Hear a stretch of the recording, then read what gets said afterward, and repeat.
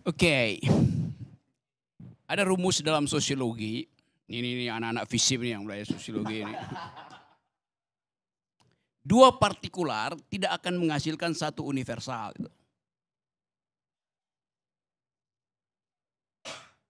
Masa lu nggak tahu tuh? Bahkan penjumlahan sebaliknya bisa lebih besar dari bagian-bagiannya. The whole is greater than the sum of its part. Jelas itu. Jadi kalau Anda mau uji Sulawesi, tumbuh segala macam, gini deh gue kasih cerita kecil-kecilan aja. Satu waktu, saya ngobrol dengan seorang menteri yang bertanggung jawab terhadap IKN. Dia bilang begini, Rok, ini Jokowi minta progress report. Terus lu ngapain? Ya gue kumpulin menteri-menteri itu. Menteri teknik udah selesai. Rapat di situ, dia bilang kita sudah selesaikan rapat ini, Presiden menunggu progress report. Sudah kita kirim. Officially sudah terkirim laporan progress report itu. Itu dia bilang, suka tanya sama peserta rapat. Kita udah kirim ya formalnya. Sekarang di antara kalian, di antara kita, siapa yang percaya IKN itu akan jalan? Ngakak semua tuh. Satu waktu akan ada menteri yang terangkan itu. Saya nggak mau buka di sini ceritanya. Oke. Disebut aja Rok namanya Rok. Apa? Disebut aja namanya. Ya inisialnya aja gue nggak mau sebut. Oke. Itu satu cerita. Cerita kedua. Saya pergi ke Luwuk. Masuk ke Poso, Danau Poso tuh. Karena mesti backup LSM pro lingkungan di situ. Oke. Datang pengusaha. Dia bilang, Pak Rocky, saya eksportir kerikil ke IKN. Dan kamu betul. Ya. Dari Poso itu. Ya Poso, Palu segala segitu. Pinggiran itu. Dan kamu betul. Dia berhasil. Berhasil rugi 20 miliar belum dibayar. Kerikil.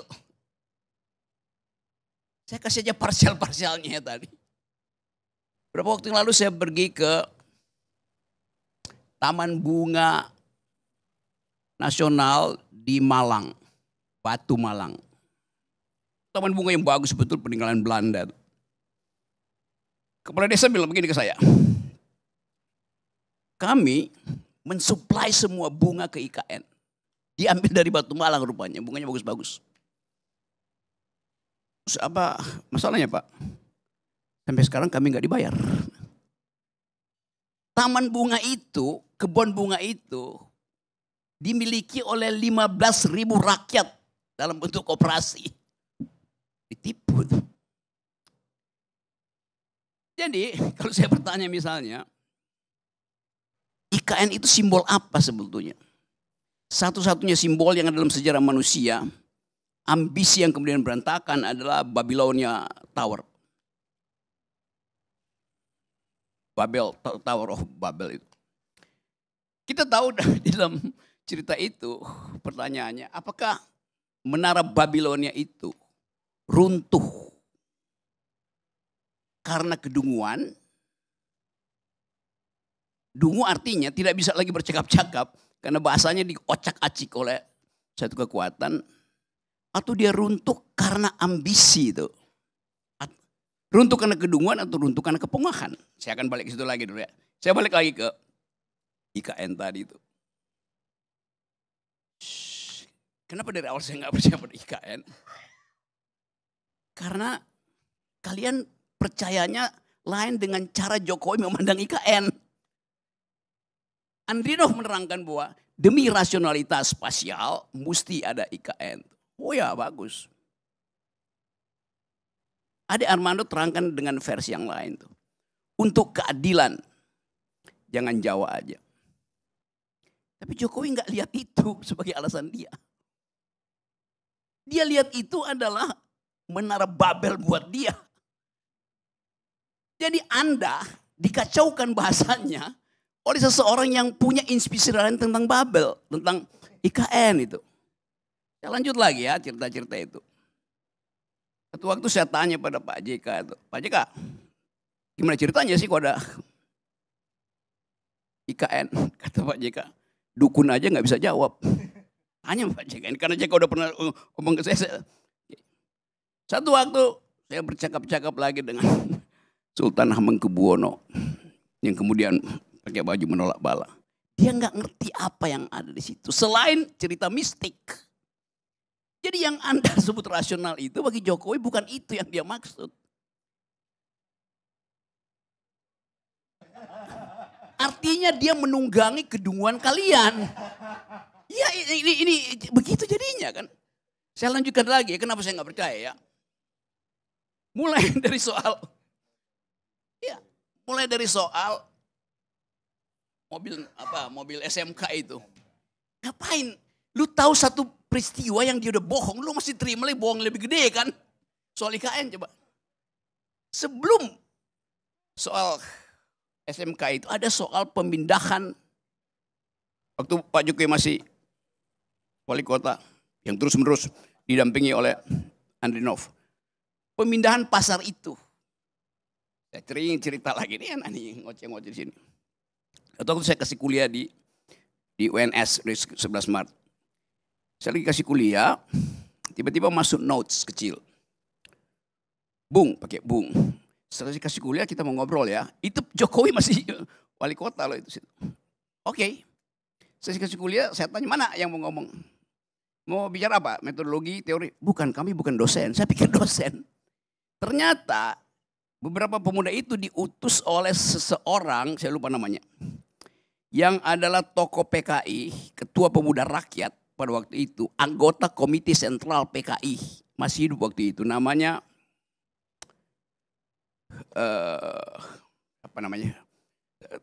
Pak Karni tahu ya? Rewang. Nah ini gue cerita soal Rewang nih. Rewang masih hidup waktu itu, dia mau ketemu saya. Tiba-tiba dia sakit, dia utus anak buahnya, muridnya itu. Jadi kenapa begini Pak Rewang mau cerita. Gini Bang Rocky, jangan pernah percaya pada Jokowi. Iya ya. Dia masih hidup waktu itu, kemudian beberapa bulan kemudian dia meninggal tuh Pak Rewang. Karena saya ini pemimpin rakyat. Saya tahu watak rakyat, bahkan rakyat Solo. Rewang yang adalah pemimpin rakyat, bahkan mengatakan Jokowi itu pembohong. Dia bukan rakyat. Kenapa? Jokowi pastikan bahwa pasar itu akan pindah. Dibuat sedemikian rupa, diskusi 1 bulan penuh di depan rumahnya dia itu. Padahal sebetulnya selama dia berdiskusi, oligarki Solo itu udah lakukan under table transaction uang. Yang dia pindah. Jadi udah disogok dulu, Jokowi bilang bikin panjang ya diskusinya. Kira-kira begitu. Cerita 1 bulan kan pers semua Jokowi nego segala macam itu. Dia pastikan bahwa tidak akan ada lubang bolong di Solo. Malam ini lubang, besok pasti tutup. Itu bukan APBD, dia tinggal telepon satu oligarki di situ, tutup selesai. Jadi Anda dari awal, ya kalau saya cerita dari awal mungkin Anda akan, saya tahu dari awal itu. Jadi sekuensi pengetahuan saya tentang kebohongan Jokowi itu, begitu IKN dibuat saya ngakak-ngakak, ini pasti nipu. Tetapi begitulah, disirap kita untuk memuliakan seorang yang memang, ini Jokowi dia tidak tahu bahwa selama 10 tahun banyak orang yang tahu bahwa dia tidak tahu. Karena nggak ada yang memberitahu bahwa dia tidak tahu. He is riding the tidal wave of stupidity. Your stupidity. Itu yang terjadi. Nah saya mau terangkan, saya nggak ada urusan dengan Pak Jokowi itu. Kalau dendam kagak. Kaisang ulang tahun, Kaisang kawin, keluarga Jokowi undang saya bahkan masuk VIP. Nggak perlu nunggu kayak Anies Baswedan nunggu di siang hari. Saya yang malam hari langsung lewat situ kan. Jadi saya nggak ada urusan dengan itu tuh. Jadi terus menurut saya mau baca itu, ini apa keadaan itu. Jadi kalau sekarang, ya memang yang kita mau bicara ini mau diapain tuh. Kalau soal kebohongan itu berseri kebohongannya. Apa yang baik dilakukan di situ? Bagus tadi usulan Dedi. Supaya dia konsisten, tulis surat pada Pak Prabowo, saya minta dengan sangat Pak Prabowo, tolonglah ada satu kamar khusus yang dibuat di situ. Walaupun anggarannya mungkin cuma 10 miliar atau 100 juta. Untuk anak saya supaya dia bisa menikmati legasi yang saya bayangkan itu. Apa yang bisa dilakukan oleh Gibran di situ? Jadikan istana itu sebagai sebagai tempat pangkalan LPG 3 kilogram. Dijaga langsung oleh Gibran. Masalahnya Bung Rocky, kebanyakan kabupaten kota di sana tidak termasuk daerah konversi. Jadi malah mereka nggak nikmati tuh walaupun dari sana gasnya. Kita ingin supaya Prabowo bikin kepres yang khusus untuk menyenangkan Jokowi.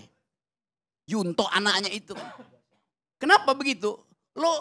Pak Gibran sendiri bilang ada masalah lapor wapres. Kan udah ada kota surat lapor wapres. Jadi coba kita lengkapkan kedunguan ini. Terima kasih.